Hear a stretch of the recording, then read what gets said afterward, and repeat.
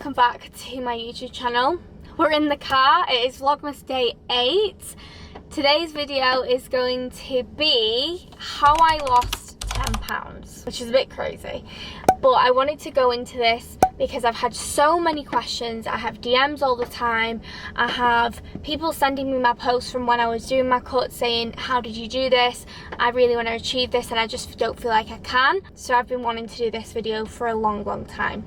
I'm actually going to drive at the same time. This is going to be like a drive with me as well, because I need to go to the gym today and get back for my nail appointment, which is at 4. So I've not really got that much time, but let's get into it. So quick disclaimer, me making this video is not at all promoting weight loss. In fact, quite the opposite of that.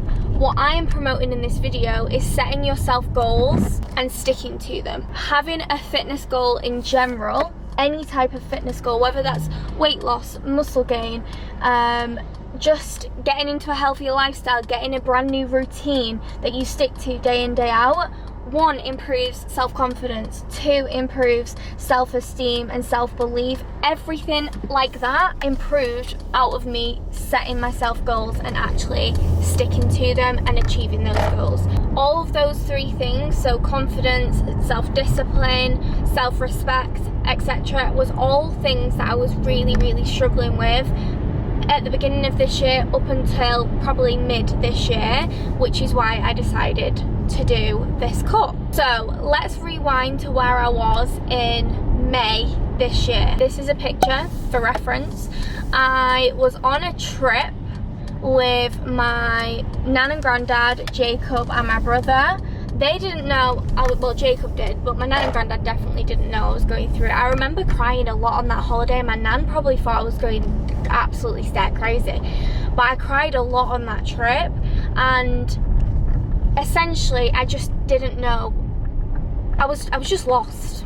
That's all I can describe it as. I was completely lost. I couldn't stick to anything. I was in complete self-sabotage mode.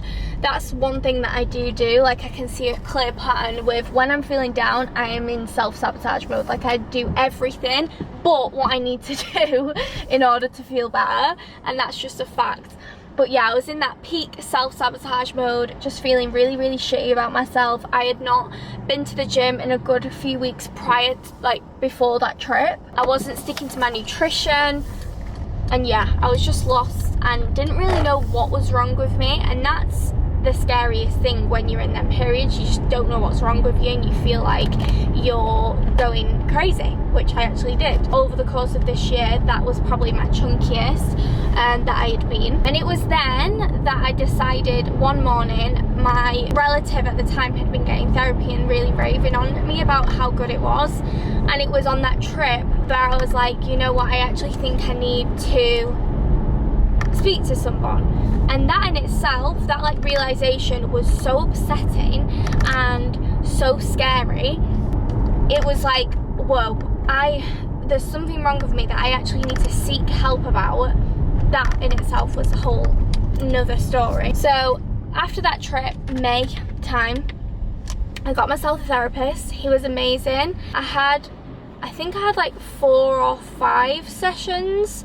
Some of the sessions were like every 2 weeks, and then it went like to like 1 a month until I felt like I didn't really need it anymore. Obviously, of course, I would love to go back at some point. I feel like everyone benefits from therapy, if I'm completely honest. It's such a thing that's been made a big deal of, like, oh, you're going to therapy. Yeah, I am going to therapy. I feel like in America it's a lot more normal. Like, a lot of people go to therapy in America. Well, it seems so. But in the UK, I don't know anyone that goes to therapy personally, apart from that relative that was going. And like I said, I feel like everyone would benefit from it, so I don't know why it's made such a, you know, taboo topic. Cut long story short, I went to therapy for a couple of months, and then that leads us up to my trip with Meg to Dubai.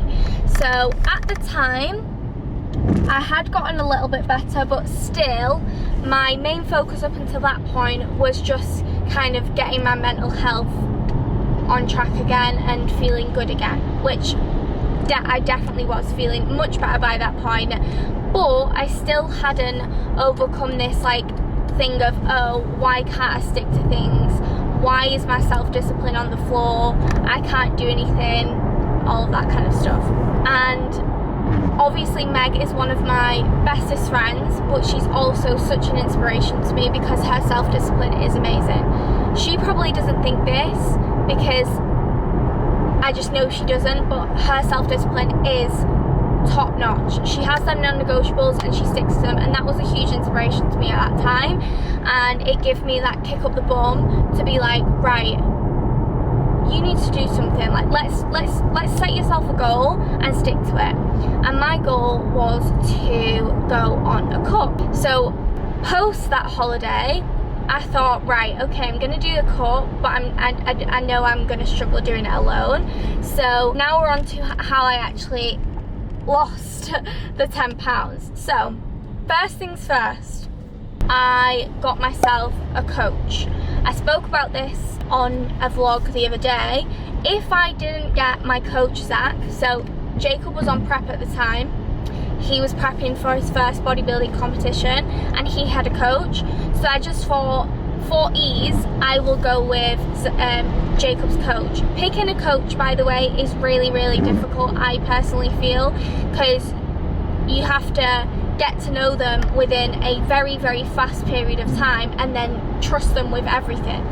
Luckily, with Jacob prepping for his competition, he had a coach, Zach, and I was kind of getting to know Zach and getting to know how he does things because Jacob was with him.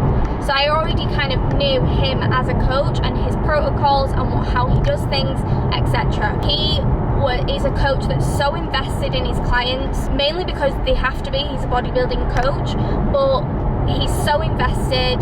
He roots for you 100% of the way, and that is exactly what I wanted from a coach, which is why I chose to go with Zach. I don't think I could have done this cut without him. In fact, I know I couldn't have achieved what I achieved without him. Just his knowledge, his accountability that he provided me, I couldn't have done it without him. So if you are seriously looking to, you know, achieve your goals, whether that be muscle gain or weight loss, etc., I would really, really hugely consider getting yourself a coach. You can't always self-motivate, be accountable, check in with yourself. It's very, very difficult. I think people can do it, don't get me wrong. Jacob, for example, is quite self-disciplined on his own without a coach. I personally need that accountability. I need someone to be able to check in with on a weekly basis that I'm basically a tiny bit scared of. I'm not gonna lie. I remember a few weeks into my cut, I was really struggling and I actually had a binge. I'd been cutting, like I said, for 3 weeks and it was getting really quite tough, and it got to the weekend and I had a huge binge. It was like a girls' night with all of my friends. They were eating what they wanted and I just thought, fuck it, I'm gonna eat. And I ate a lot of food. And I remember it came to my check-in that week, I think it was on a Sunday that week, and I dreaded it. I think I actually didn't check in that day, I checked in the following day and was like, Zach, I'm so sorry, I fucked up. And I needed that check-in I was so scared of, and after that check-in he obviously didn't tell me off. He was just like, Court, this happens all of the time to a lot of people, all you can do is get back on track. And that's what I did. And then after that moment I said to myself, I'm never doing that again, because that was so embarrassing. I felt so embarrassed that I'd paid for a coach X amount of money per month.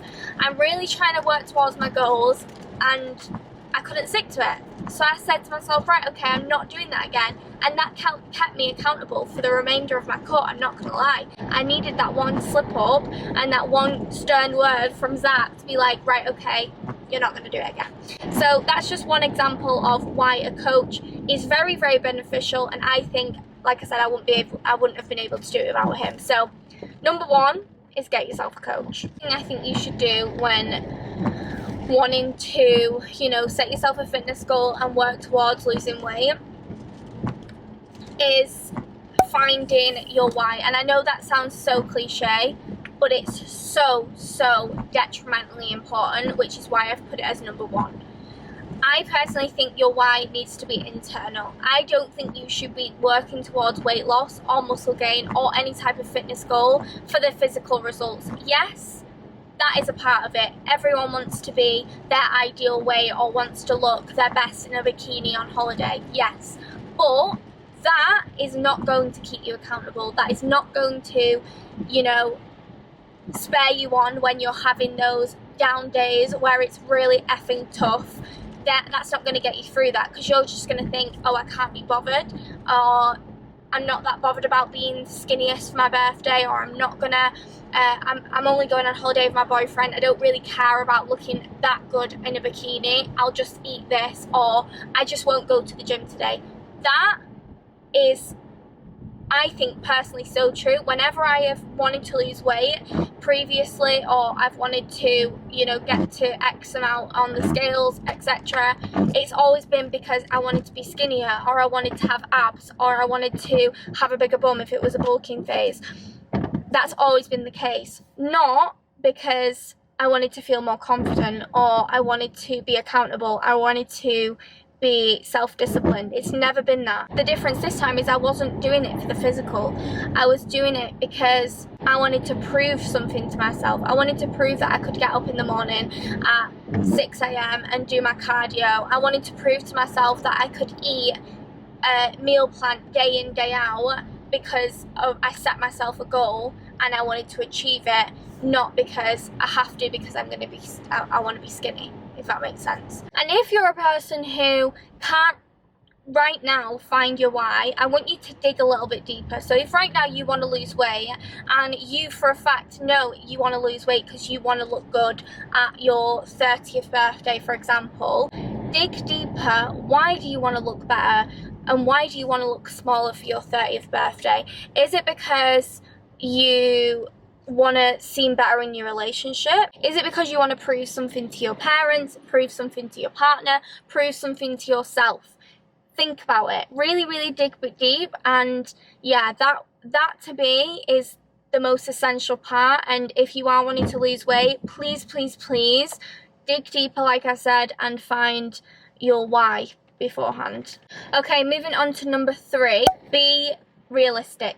Again, this is a big one. If, for example, you are working towards weight loss, but you want to lose weight in 4 weeks, it's not realistic.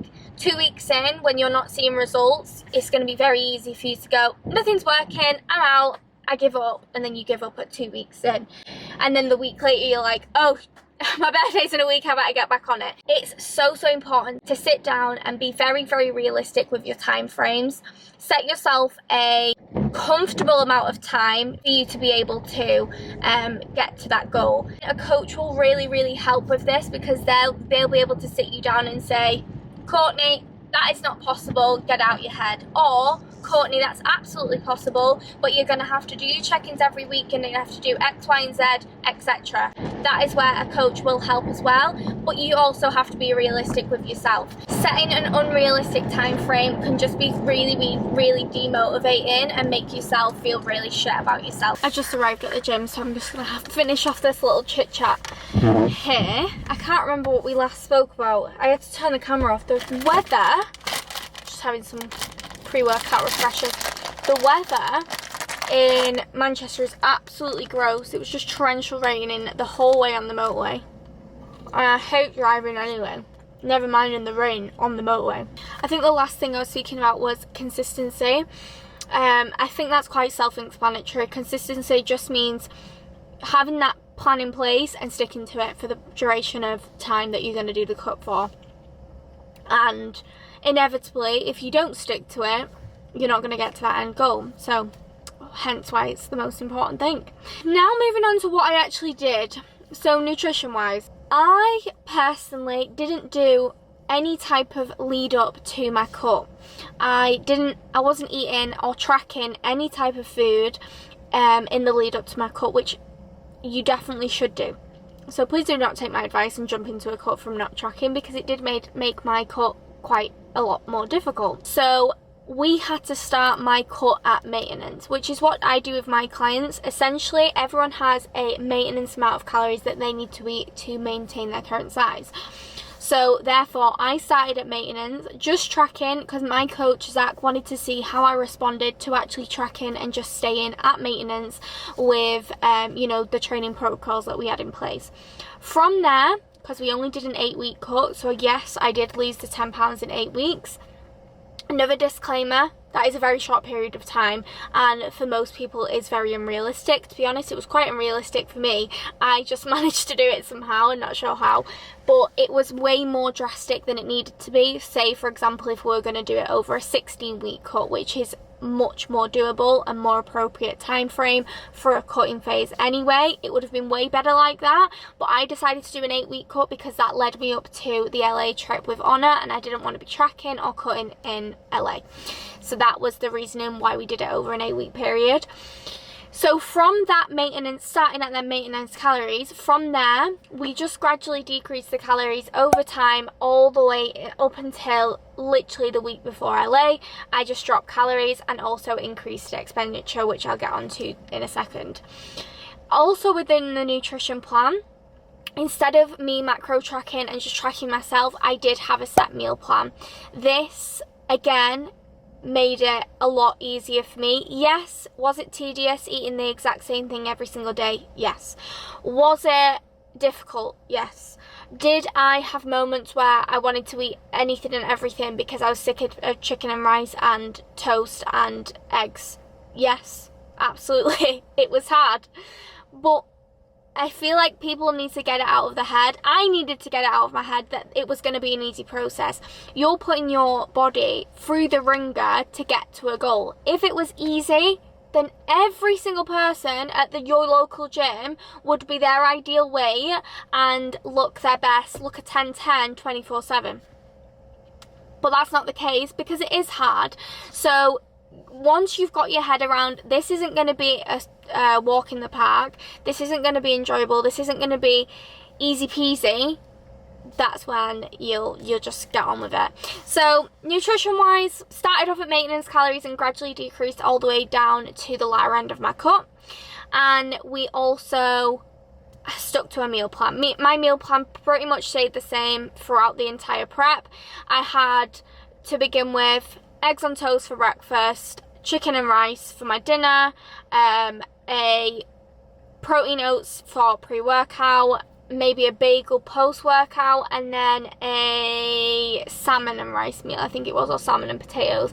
And obviously, of course, as the carbs decrease, as the calories decrease, things got removed. For example, my bagel got removed at one point, my potato with my salmon got removed, etc. Obviously things had to get removed over time as the calories dropped. But that is exactly what you need to do if you're wanting to lose weight. If you're somebody who is starting, you want to start cutting right now, you're not going to do any type of lead up, start at your maintenance calories, stick to your calories, stick to the meal plan that you set for a period of time, maybe 2-3 weeks, just to kind of reset, have some structure back before then entering a cut. And when you enter the cut, you can just gradually decrease the calories over time, decrease your carbs over time, and also your fats. Keep protein high because that's going to aid weight loss.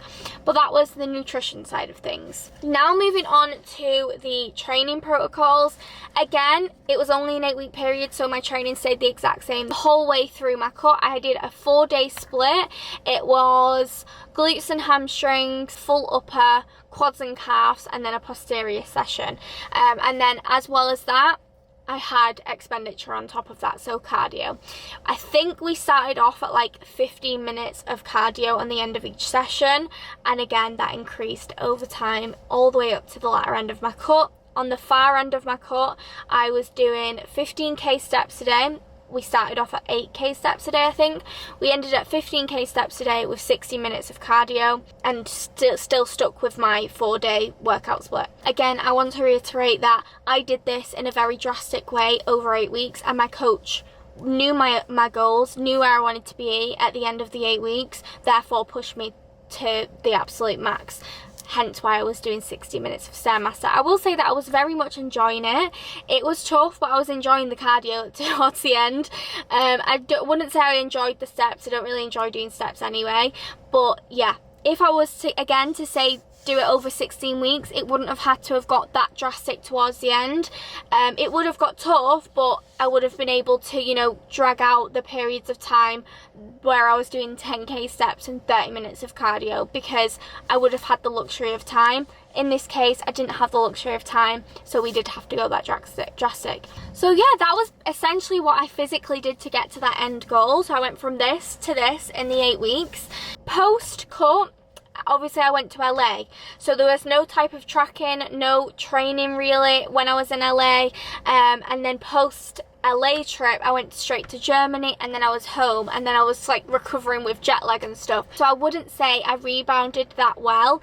I didn't really pay close attention. Future reference, when I want to cut again, which will be a long while off because I do want to concentrate on gaining muscle now, but when I do cut again, I will prioritize having a really strategic rebound, whereby I reverse diet out of that cut, out of my calorie deficit, and go all the way back up to maintenance, etc., and still keep it quite clean. Whereas in LA I was having like in and out Chick-fil-A food. I couldn't not. I was in America at the end of the day. But yeah, that was my cut. I hope you found this helpful. If you have any questions whatsoever, then just drop them down below. My current protocols right now, post my cut, I did want to really go into a strategic bulk. As you know, I stopped with my coach for the month of November because November, it was Black Friday month, it was very busy, and I planned to start back with Zach in December. However, I have again put it off just because December's ended up being very busy with vlogmas, with the Honor Active 12 Days of Gains campaign, and I just didn't want to put that additional stress on me. Plus, December is a time where you spend time with family, friends, there's lots of social events, so I just didn't want to, you know, overwhelm myself with another task to be getting on with. Because when you are working towards your fitness goals, like when I was cutting, that full entire 8 weeks, that was the only thing on my mind. It was the one thing that I woke up in the morning and thought, right, I've got to eat, right, I need to prep my meals, right, I need to go to the gym and do cardio. Everything revolved around that goal, which is exactly how I want to do my bulk. So come January is when I'm going to start my strategic bulk. Of course, I'm training currently. I'm not currently tracking food. I'm just intuitively eating, trying to have, you know, hit a certain protein target. I think on average, day to day, I get around 2,000 calories at the minute, and 150 grams of protein is what I aim for. But like I said, that is intuitively eating. I'm not tracking that. That's just off the top of my head what I think around about I'm eating at the minute. But yeah, that's a bit of an update. Of course, ask me any questions in the comments. I'm excited to start this bulk. I'm excited to start the bulk and really document it on here on YouTube come January. But that is all from me. I really hope you enjoyed this video. Sorry it was a bit hectic with me driving in the rain and stuff. But if you did like today's video, please like and subscribe down below. And I will see you all tomorrow for day 9 of Vlogmas.